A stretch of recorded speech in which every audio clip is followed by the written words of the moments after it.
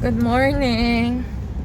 Technically Thursday na kasi 12 a.m. na ngayon. So, today is Thursday, July 30, and the Gospel is taken from Matthew chapter 13, verse 47 to 53.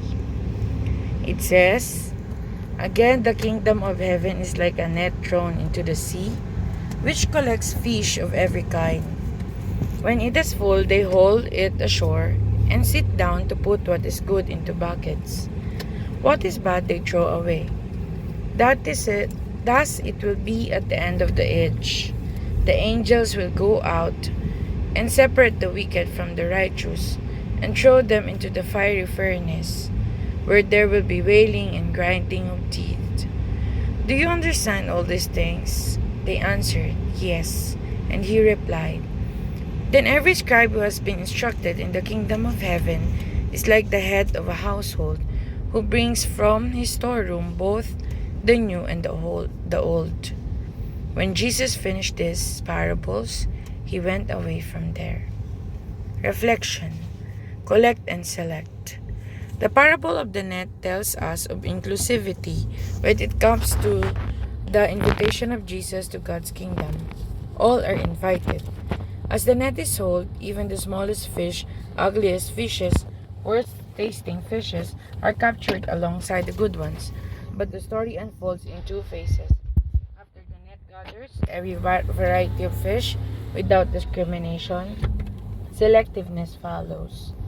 Most of the time, we interpret parables like this through our one-sided perspective.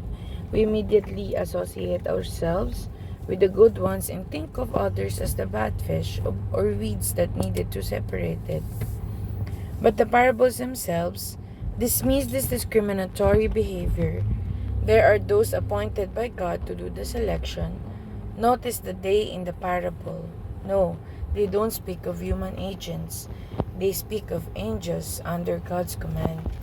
Let us remind ourselves that there is an appointed time for segregation and exclusion, and that job doesn't belong to us.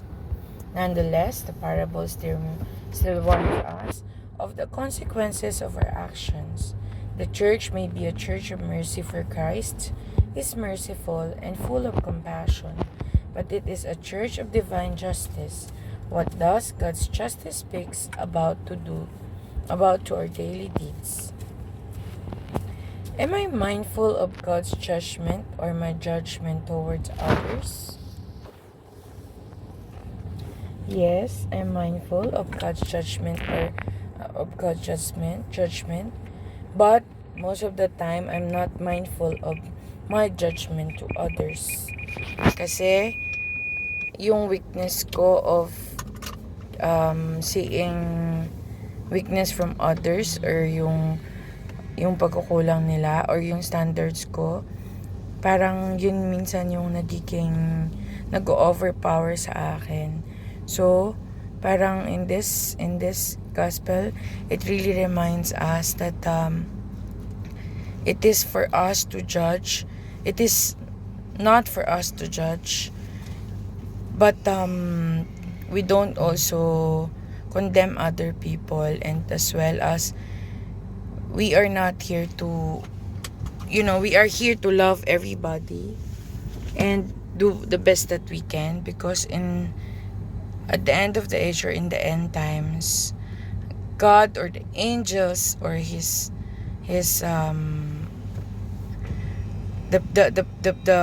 angels that he has chosen are the ones who will choose and select at the end of times.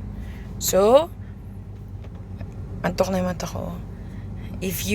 Tomorrow we will be very busy, so ayoko i-missed out itong ating gospel for Thursday. So if you have a sharing, please put it in the comments. Bye! Good night! God bless and peace be with you all. Bye!